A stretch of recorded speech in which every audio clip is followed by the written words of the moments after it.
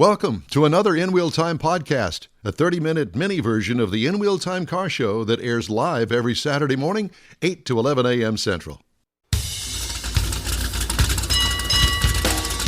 Live from the 10th anniversary celebration of the fabulous HEMI Hideout in Brookshire, Texas, America.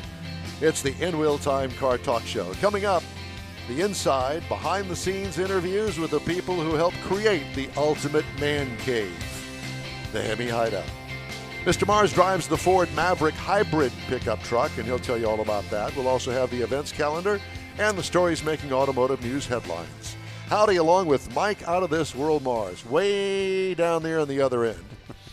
We have King Conrad DeLong next to him. Next to me this week, I know it's kind of odd and it's out of place. Wait, I'm not odd. We have Mr. Jeffrey, we need more, Jeff Zekin.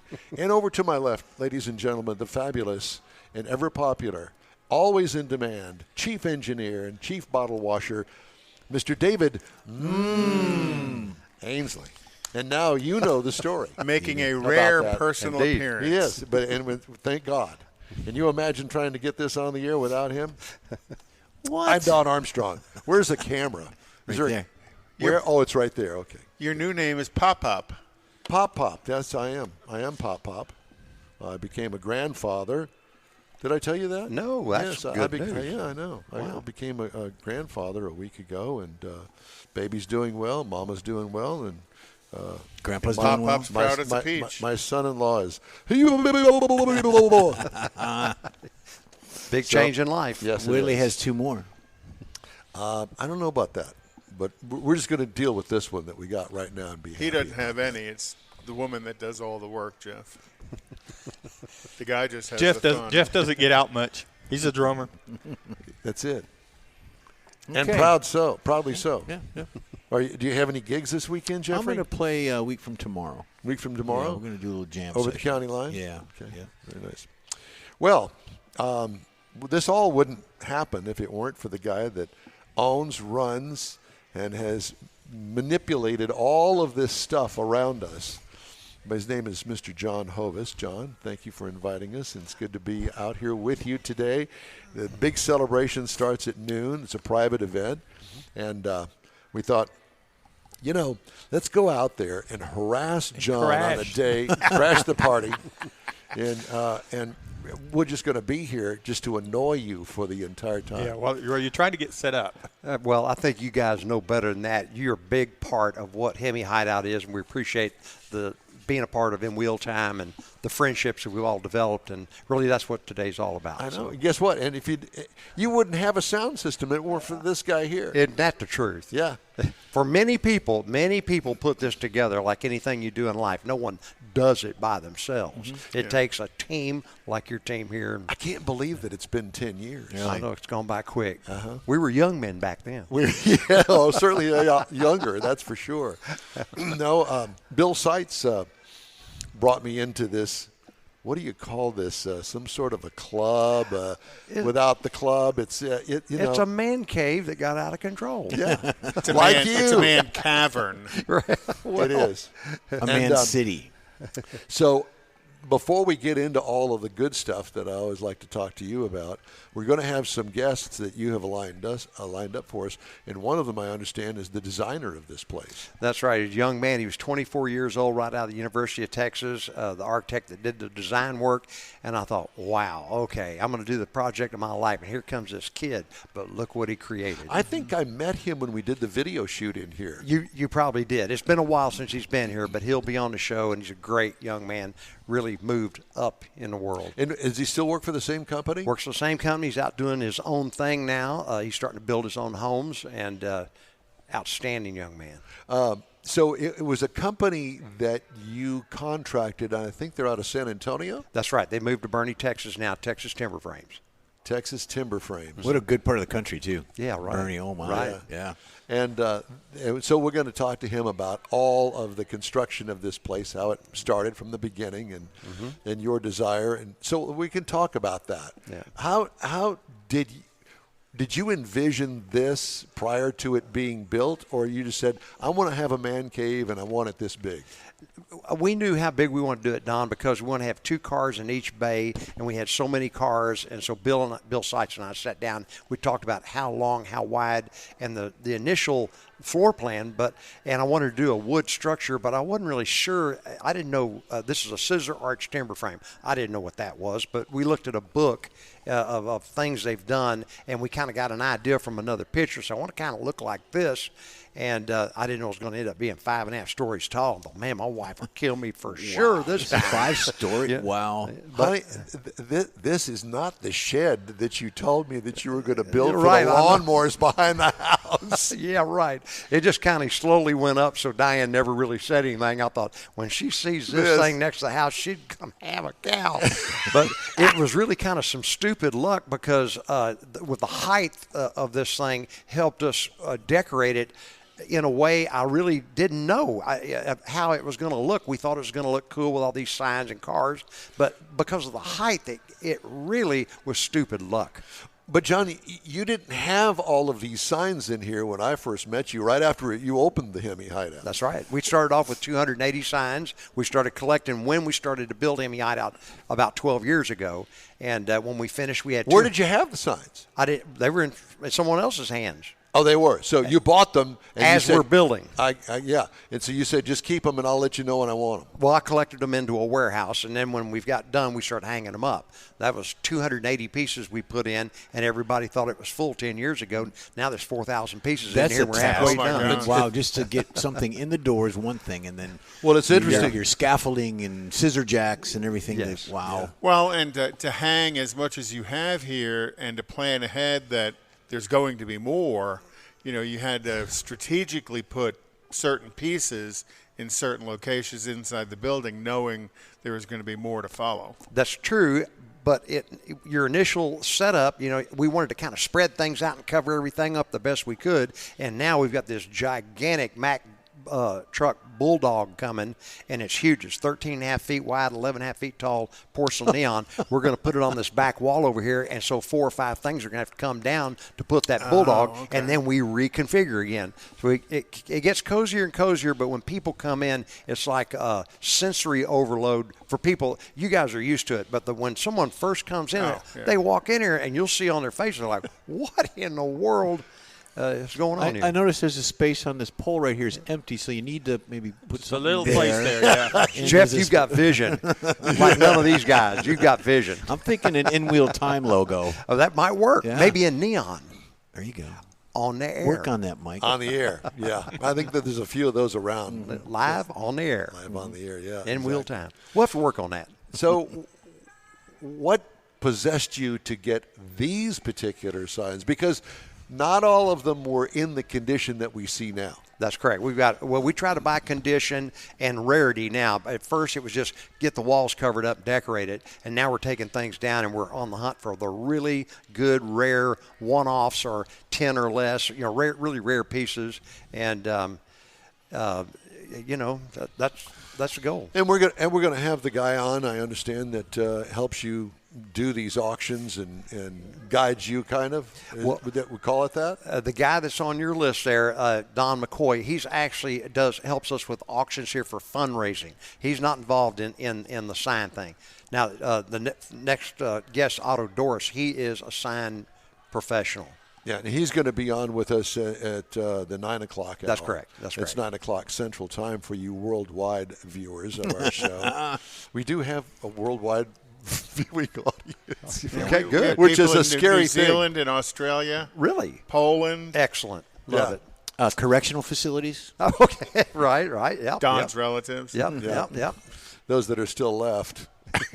Yeah. The ones that haven't been executed yet. So over time, John, have you learned it's not as much about where you go, it's who you know that gets you access to some of these what I'll call ultra rare pieces you're looking for? That's a good point because, yes, it's like all you guys have got the personality. We're lucky to have be able to finesse our way into a crowd, and we don't know a stranger, and that opens doors. HEMI Hideout, since we built this, has opened so many doors for me. I just got to pinch myself. I can't believe it. Today, in our anniversary party, it'll be the who's who of sign pickers, collectors, and that sort of thing. And again, the people that built HEMI Hideout. But yeah, the more doors you open all your life, don't quit opening those doors. Well, and let's go back to what really started all of this. Your business, the machine shop, actually kind of led to this. Because without that, you wouldn't have this, and you wouldn't have gotten into your car collection. Because really, the car collection came first, did it not? Well, about 20 years ago, I bought one car. And a Super Bee like I had when I was young. Loved that car and bought that. But, yeah, the way it all worked out about 15 years ago, my two boys excommunicated me out of the business. So you're going or we're going. So I said, fine, you guys take over. And that's when Bill Seitz was actually the little push. Without Bill Seitz, this would have never happened. And we wouldn't all be here today if it wasn't for Bill So Seitz. how did you meet Bill? Just like, well, a car circle like you. He was a local car artist, and Right. We got to be friends, and the car world has opened up an incredible world for me. So are you giving Bill credit, or are you blaming it all on him? Diane blaming him. Both credit and blame. Yeah. Well, it's funny because I was trying to explain to somebody my passion for Corvettes and how my path from 1977 led me to today and all the Corvettes that I've had throughout the years. And the first introduction really into the social aspect of Corvetting was Bill and Sharon Seitz. That's right. With the San Jacinto Corvette Club. And Bill and Sharon and I, although, I really don't speak to them that often, not for any other reason that life gets in the way. But they're always there, always a phone call away. I'll get an errant text from Bill. Hey, big boy, what's going on? Sounds just like him. Yeah, and so we've always stayed in touch throughout all the years. And Bill has the red C7 yes, Corvette, Yeah. so he's still a Corvette he's still guy. a Corvette. Yep. And I remember when we first started dating, Bill and I, he had a yellow Corvette. There's something else to that story. Yeah, no, but we we're won't not go going. there. There's another show. Yeah, it's the underground show, as you can imagine. After 5. But he had a yellow Corvette, and then Sharon had a red Corvette. Okay, I didn't know that. Yeah, well, now you do. And so we started doing we didn't actually do cruise-ins back then. Is that back when you were showing? Actual car shows. And we all kind of showed together at the first Corvette Expo down at the Albert Thomas Convention Center. Wow. Back with your Q-tips and brushes. Yeah. Well, I didn't know all about that. They taught me because all I did was pull what I thought was a nice-looking 77 in there, all with the rock chips on the front at 35,000 miles, hood closed and doors locked. Didn't know anything about judging. I just figured, well, I'll just stick it in. I don't know. Then they kind of guided me through it, and I wound up spending. And after being married 3 different times, you've learned a lot about being judged. Yeah, you know. Is he still my friend? I don't think so. He's not anymore. No. Because you have to bring that up all know, the he time. always and, does. Your there's friend. some things that I'm proud of and others that I'm not Well, so you proud toss of. that softball up in the air, Yeah, you got to don't- expect somebody to hit it. Let it go by. Let it go And by. you were the one, as you always are. But back to the cars. So you started with the Super Bee. Was it a 69? It was 70. A 70 Super The Bee. yellow one? The yellow one. Yeah, it was considered the ugly duckling of all the Dodge and Plymouth muscle cars because of the B-wing grill. Yep. And you loved them or you hated them. And I fell in love with Super Bee in 1968. I was 16, and I loved that name, I guess. I don't know. I thought it was cool, and I was just hell-bent. I worried my dad to death. I finally got a 383 Super Bee, and I loved it. Well, I have to. Plus the logo. The I Super love the Bee logo. is Love so that cool. logo. Yeah. Yeah, and the other, they pulled it out of the fire and actually put it on a car today. Well, Sort of. Yeah, Yeah. kind of. But it's the 392 naturally aspirated, and it is bad to the bone. I had one with a 6-speed manual in it. Oh, love that car. Yeah. But a good friend of mine in high school, when I was going to the racetrack and all that stuff back in the day, the one guy had one. His dad bought him one for his senior year in high school. For the track use, huh? No, yeah, the street use. I had never heard anybody call it the B-wing grill, so I'm learning something today. Well, that's what they refer to it, because if you look at it, it looks like bee wings. Yeah. And everyone hated, not everyone, if the people didn't like that front grill 1 year only, and out that went. But you either love them or you hate them. And today I think the 71 CUDA is the prettiest of all the Dodge and Plymouth muscle cars. But anyway, I thought I was swinging the world by the tail when I had that Super Bee. I was a happy camper. Oh, yeah. Well, it was a cool car. That was Still is a cool car. One of the greatest days of my life when I drove that off the lot. Pasadena Dodge down there. I don't know if you remember that, Don. And, man, I drove that off the parking lot. I thought I was You were styling, I was man. styling, dude. Yeah, I can only imagine. Did it have the 4-speed in it? Nope, automatic. I'd love to have a 4-speed, but that's okay. Yeah. I was happy. And you've had plenty of 4-speeds since Sure. then. Yep. What is your favorite car in here besides that one, because it means so much? The 71 CUDA behind me, the green one, is my favorite. But I've got 5 favorites. But the green or the 71 CUDA is my favorite car. Yeah. I have a picture of that from a long time ago with Kathy and I in front of it on the wall in my office. Good. That car. Good. I'm glad you got it. That we actually use, you would come out to Tailpipes and Tacos one time, Right. and we parked close together, and that's very prominent in the commercial for Tailpipes and Tacos. Well, we also Is your had CUDA. that. It was our first car at Autorama.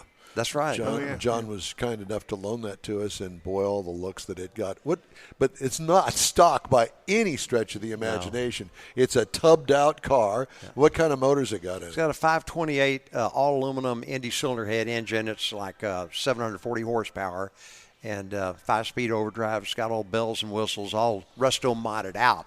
But I love that car. It's cool. You don't even have to drive it fast. You just look cool pulling in that thing. You know. Yeah, with the tires that are that right. Well, right. It chirps the tires just on the lope of the engine. Yeah, pretty much. Right. Yes, exactly. So what do we got? Well, the boss is here. She's here. Yeah. Uh-oh. Diane Hovis just walked in, and it's good to see you, ma'am.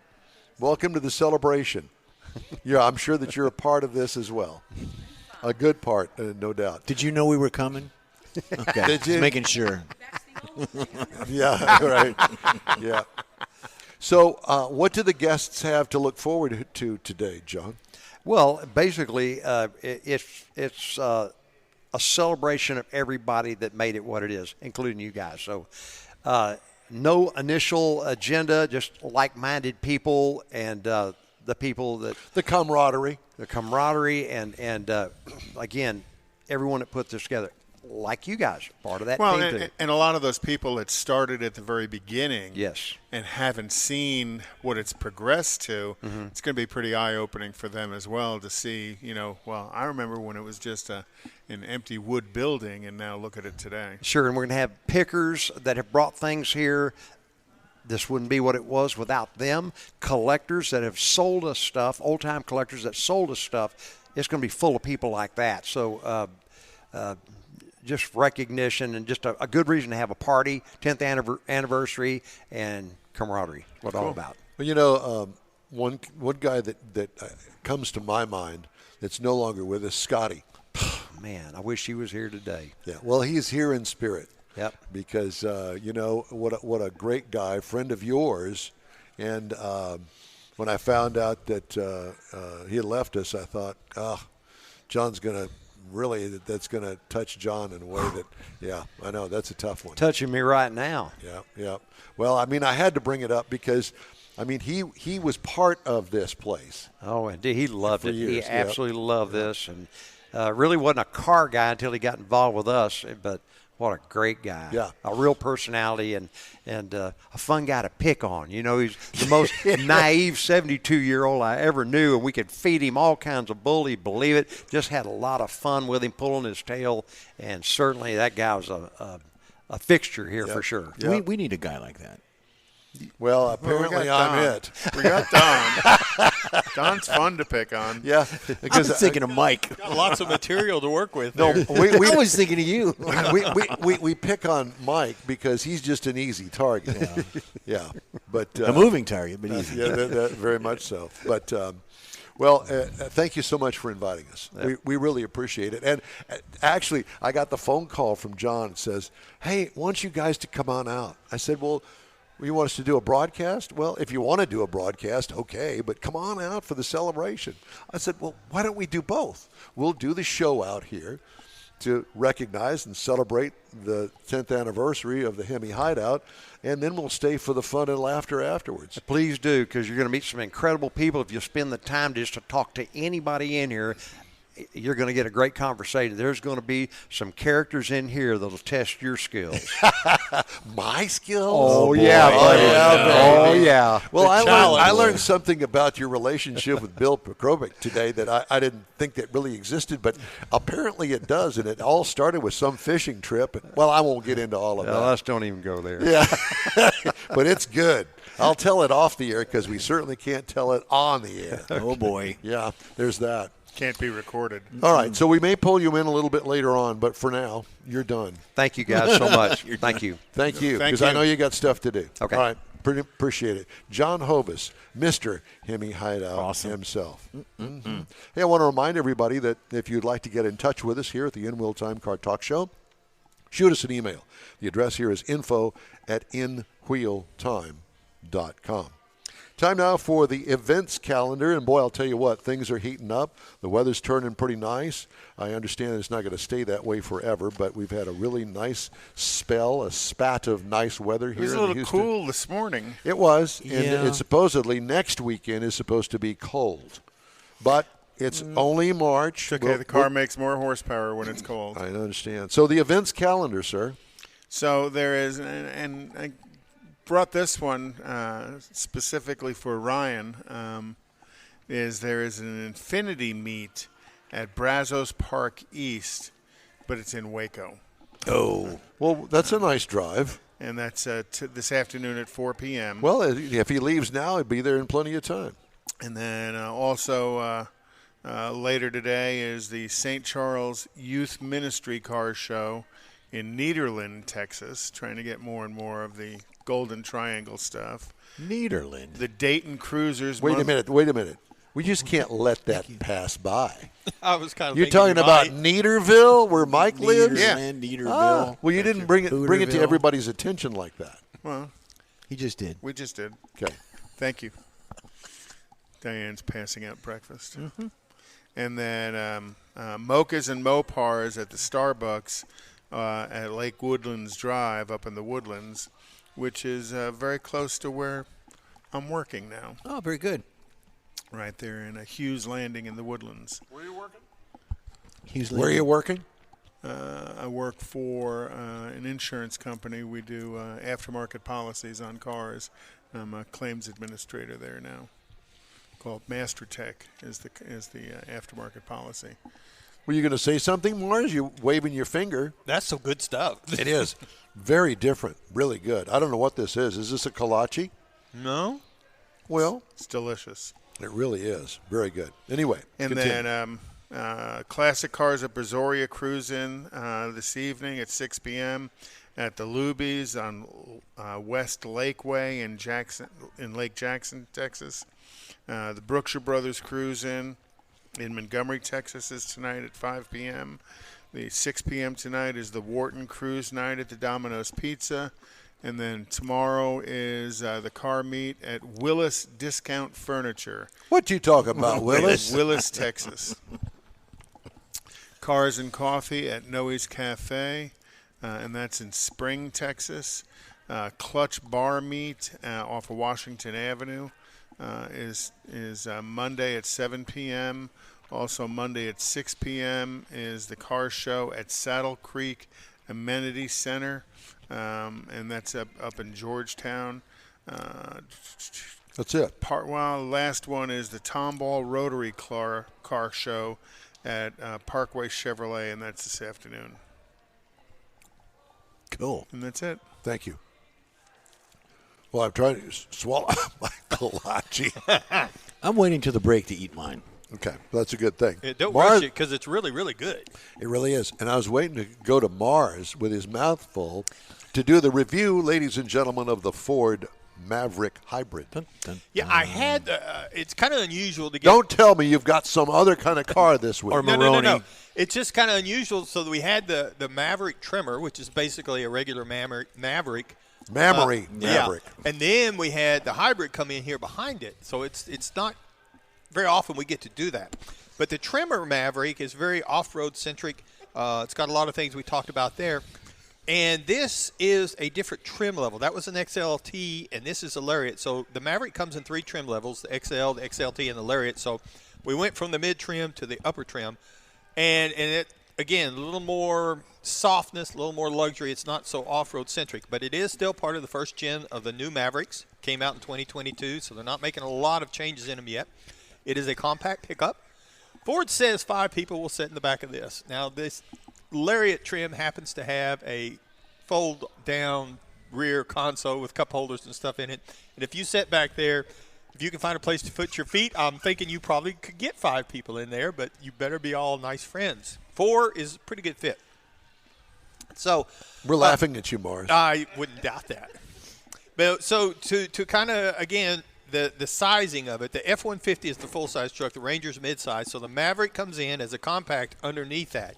It's still not a subcompact like the old Maverick was, but it is much smaller than the mid-size. So automatic headlamps with on and off and auto high beams. Got power mirrors, power sliding rear glass, power tailgate. A lot of the features that weren't on the XLT because we moved up a trim level to the Lariat. Otherwise, it's pretty much a Maverick. 18-inch aluminum wheels. Does come with a full-size spare, which I like very much in the truck. You get to the inside of it. You've got simulated leather seating in it. We've got bucket seats up front. The rear seat folds up, and it's got storage underneath it. And I mentioned the center armrest with cup holders on it. And it's got an 8-inch center stack touchscreen that you still got to control it through some console controls. And it's what? okay. Well, I don't like having to look down and look up and at the same time on any vehicle. It's not just the Maverick, but just the whole setup there. I prefer to do it all up on the dash with buttons and views. Touch.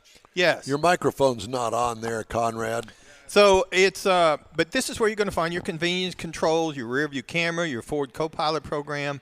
This vehicle, because of the Lariat trim level, also has ambient lighting. It's got lighted visors on it, so that when you fold it down, you can see how to put your lipstick on.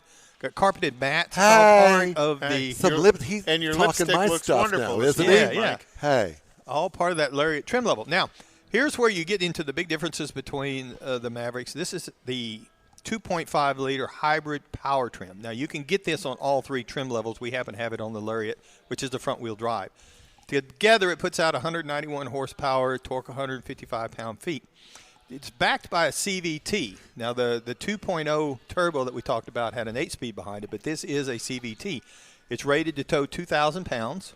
With a CVT, that's quite a bit. Well, and with the hybrid system that's set up in it, I thought it was pretty good. The EPA says you should be looking for 42 miles per gallon in the city, highway 33, combined 37. Now, I got 33.9 across 309.3 miles. Not bad. And I thought one of the things I noticed, like going down through Houston, coming over to Houston, was going down the freeway, I picked up some electric miles. It differentiates between gas miles and electric. So apparently, whenever you take your foot off the gas, it kicks into the electric because it would pick up a mile or 2 along the way. It was very fast, very unique. You didn't even feel it. It does have a very truck-like ride. It's got a boxy cab, but that gives you a great view of the world. The base trim price for an XL22, $595 for the Ranger entry-level stripper.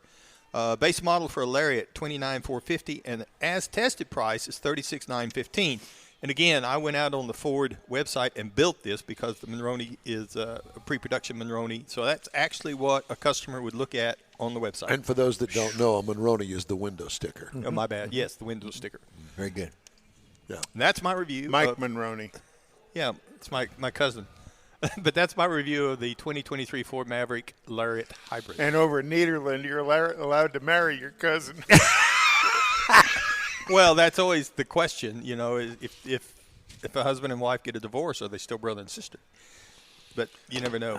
You know, I got up at 4 in the morning for and this. now for Judge Judy. The N-Wheel Time Car Talk Show is available 24/7 through the iHeartRadio app. Just look for In Wheel Time Car Talk, or maybe not. We also video stream on Facebook, YouTube, Twitch, and InWheelTime.com. 30-minute podcasts at your fingertips on over a dozen of the most popular podcast outlets around.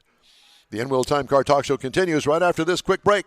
Tailpipes and Tacos, Houston's premier car cruise-in returns Saturday, April 15th to the Lupi Tortilla Tex-Mex in Katy, 8 to 11 a.m. Bring your Hot Rod, Classic, Resto Mod, or any other vehicle you'd like to show and compete for one of 3 highly coveted Chili Pepper trophies. This April 15th kickoff event is one you'll want to put on your calendar because 100% of the money you donate for the free tacos will be given to God's Garage. You heard right, free tacos. Whatever you decide to give, all of it will be given to God's Garage and matched by Lupi Tortilla. God's Garage gifts vehicles to single mothers, widows, and wives of deployed military in the greater Houston area. In fact, the Garage will gift a vehicle to a mom in need at this special event. Be sure to attend the next Tailpipes and Tacos Cruise-In, Saturday, April 15th, 8 to 11 a.m. at the Lupi Tortilla Tex-Mex in Katy on the Grand Parkway at Kingsland Boulevard, just south of I-10. Free breakfast tacos for any donation to God's Garage. It'll make your heart and your belly feel good. That's it for this podcast episode of the In Wheel Time Car Show. I'm Don Armstrong, inviting you to join us for our live show every Saturday morning, 8 to 11 a.m. Central on Facebook, YouTube, Twitch, and our InWheelTime.com website. Podcasts are available on Apple Podcasts, Spotify, Stitcher, iHeart Podcast, Podcast Addict, TuneIn, Pandora, and Amazon Music. Keep listening, and we'll see you soon.